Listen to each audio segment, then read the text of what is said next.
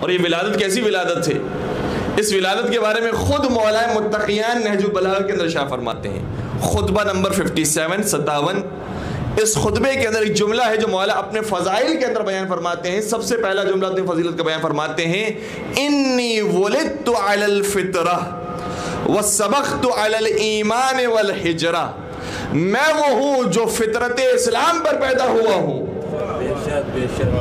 اور میں وہ ہوں کہ جو ایمان اور ہجرت کرنے میں سب پر سبقت لے کر گیا ہوں.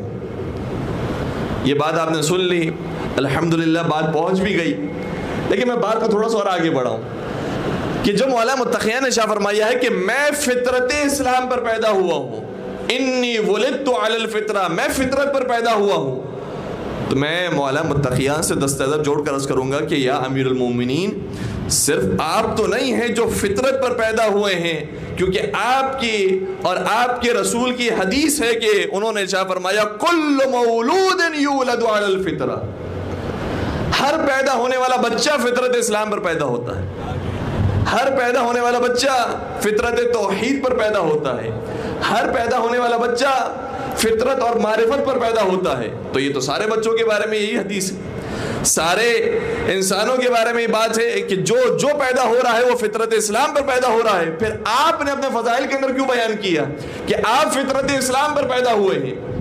تو اس کا جواب ایک اہل سنت عالم دین ابن ابی الحدید معتزلی نے شرح نہج البلاغہ میں لکھا. نہج البلاغہ کا یہ جملہ ہے، اس نہج البلاغہ کی شرح جو اہل سنت عالم دین نے کی ہے، ورنہ اہل تشیع عالم دین نے اور اہل سنت علماء نے بھی کی ہے، اور بے تحاشا تفاسیر اور شرح موجود ہے، لیکن میں اہل سنت عالم دین کا آپ کی خدمت میں قول بیان کر رہا ہوں. اور یہ وہ اہل سنت عالم دین ہے جنہوں نے اپنی کتاب میں وہ باتیں لکھی ہیں کہ جو ان کے بعد آنے والی کتابوں سے محف کر دی گئی ہیں، ختم کر دی گئی ہیں، آج ہم تک نہیں پہنچ سکی. اگر وہ کتاب نہ ہوتی تو بہت سارے تاریخی حقائق ہم تک نہ پہنچ سکتے. ایسی باتیں انہوں نے اپنی کتاب کے اندر لکھی ہیں. یعنی آپ کو اگر تاریخ کی کچھ باتوں کا مطالعہ کرنا ہو اور دیکھنا ہو تو کسی اور کتاب میں وہ بات نہیں ملے گی سوائے ان کی کتاب کی. اتنی ضخیم، اتنی طولانی تفصیلی کتاب لکھی ہے انہوں نے شرح نہج البلاغہ. بڑے مفسر، بڑے ادیب، بڑے شاعر. کہتے ہیں کہ جب یہ میں نے جملہ دیکھا تو میں نے اس کے بارے میں تحقیق کرنا شروع کی کہ مولا کیا کہنا چاہ رہے ہیں کہ میں فطرت اسلام پر پیدا ہوا ہوں. مولا کی ولادت ہو رہی ہے بعثت سے 10 سال پہلے تقریباً. اگر بعثت کے وقت ہو رہی ہوتی اور کہتے کہ میں فطرت اسلام پر پیدا ہوا ہوں تو بات سمجھ میں آ جاتی کہ ابھی اعلان اسلام ہو رہا ہے، اعلان توحید اور رسالت ہو رہا ہے، اس موقع پر مولا متقیان کی ولادت ہوئی. لیکن ایسا بھی نہیں ہے، 10 سال پہلے ولادت ہو رہی ہے.